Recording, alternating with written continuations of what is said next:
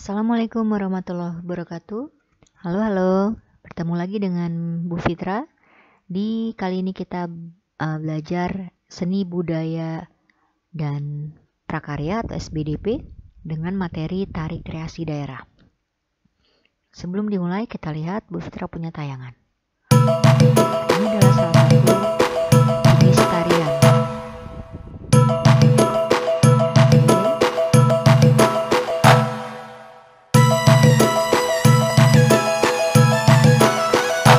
Tari ini disebut dengan tari indang atau badendis.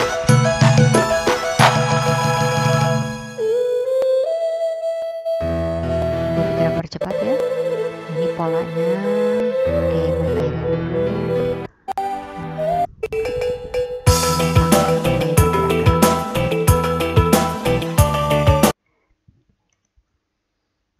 Apa itu seni tari? Seni tari adalah gerakan ritmis dari anggota tubuh sebagai ekspresi dan ungkapan perasaan dari sang penari yang diiringi dengan alunan musik. Kalau sekarang mungkin kita secara umum apa fungsi seni tari adalah untuk hiburan, padahal fungsinya itu banyak. Kita lihat yang pertama adalah sarana keagamaan. Contohnya di tari pendet di Bali. Jadi kalau kita lihat tari pendet itu terkadang membawa ada suatu properti seperti sesaji gitu ya, karena memang dia sebagai sarana keagamaan.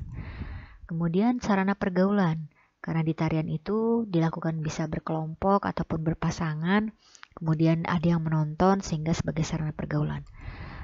Yang ketiga adalah sarana hiburan, contohnya tari tayub dari Jawa Tengah. Ya jelas ya kalau tari itu sebagai hiburan yang menontonnya. Kemudian sarana pendidikan seperti kita belajar tentang seni tari ataupun mungkin orang-orang yang memang mengkhususkan belajar seni tari. Nah, seni tari memiliki 4 unsur. Yang pertama adalah ragam gerak, kemudian yang kedua bentuk iringan, yang ketiga adalah kostum, dan yang terakhir adalah pola lantai. Kita pelajari satu persatu. Ragam gerak adalah perubahan posisi atau sikap anggota badan pada saat melakukan tari. Ini ada 4 gambar tari. Ini posisi apa yang berubah atau yang paling banyak dilakukan, yaitu mata. Contohnya tari pendek di Bali, matanya yang bergerak-gerak. Yang khasnya itu. Ini adalah tari saman. Apa ragam geraknya? Yaitu tangan yang paling banyak bergerak. Tari gantar di Kalimantan Timur, ragam geraknya adalah kakinya bergerak-gerak. Kemudian ini tari merak dari Jawa Barat, ini kepalanya dia lenggokkan ke kanan dan ke kiri. Oke, itu di ragam gerak. Kemudian kita lanjut ke bentuk iringan, ada 2, yaitu internal dan eksternal. Kalau internal, iringannya berasal dari tubuh penari itu sendiri.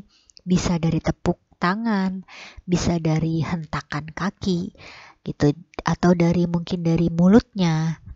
Berbunyi dari mulutnya, tarik kecak kan ada cak cak cak cak cak cak cak gitu ya.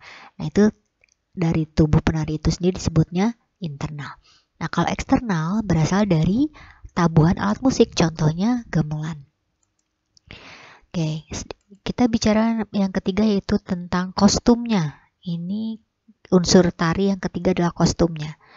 Ada pakaian terdiri dari atasan dan bawahan, kemudian aksesorisnya seperti ini, mungkin ada anting-antingnya, ada ini mahkotanya gitu ya, seperti di tari merak. Dan ada juga properti seperti topeng atau selendang atau kuda-kudaan atau piring untuk tari piring gitu. Oke, sekarang yang terakhir, unsur yang terakhir adalah pola lantai, yaitu garis-garis imajinatif di atas lantai yang dilakukan oleh penari pada saat menari atau membuat formasi. Ada 3 pola, yang pertama vertikal, yang kedua diagonal, dan yang ketiga pola melengkung. Pola vertikal adalah pola penari membentuk garis vertikal, yaitu garis lurus dari depan ke belakang ataupun sebaliknya. Bisa juga dari kanan ke kiri. Kesannya sederhana tapi kuat. Ini contoh-contoh tariannya. Kalau pola diagonal yang dibentuk adalah menyudut, diagonal dari sudut ke kanan atau dari sudut ke kiri. Ini contoh tariannya. Sedangkan pola melengkung, polanya seperti melingkar atau membentuk lengkungan. Sekarang kita lihat, ini ada contoh pola vertikal. Berikut adalah contoh dari pola lantai dari vertikal. depan ke dari belakang ke depan, kemudian dari kanan ke kiri. Ini pola diagonal. Berikut adalah contoh dari pola lantai diagonal. Kanan atau dari sudut ke kiri. Oke. Sekarang pola yang ketiga adalah melengkung. Berikut adalah contoh dari pola lantai garis melengkung. Ya, itu tadi 3 pola di pola lantai. Ya, selain tadi ragam tari, sekarang kita lihat pembagian jenis tarian. Tarian kalau kita didasarkan pada jumlah penari ada 3, ada yang tunggal, ada yang berpasangan, ada yang berkelompok. Contoh dari tari tunggal adalah tari topeng seperti ini. Kemudian ini contoh tari yang berpasangan. Dan ada juga contoh tari yang berkelompok. Itu ya, ini jelas. Kalau berdasarkan alirannya, ada yang disebut dengan tari tradisional. Ini contohnya. Tari tradisional itu adalah yang pakemnya atau polanya sudah ada dari zaman dulu. Jadi dia harus sama atau mengikuti pakem atau pola aturan yang sudah ada. Kalau tari kreasi, contohnya, dia mengadaptasi tarian tradisional tapi dia tambahkan atau kurangkan sesuai dengan zamannya. Jadi ini lebih modern dari tari tradisional. Sedangkan satu lagi adalah tari kontemporer. Nah, ini benar-benar tarian jenis baru yang tidak ada pakem atau pola sebelumnya. Ya. Itu tadi penjelasan Ibu mengenai seni tari. Terima kasih atas perhatiannya. Apabila kalian ada pertanyaan, silakan kalian hubungi Bu Fitra di nomor WhatsApp yang kalian sudah tahu. Sekali lagi terima kasih.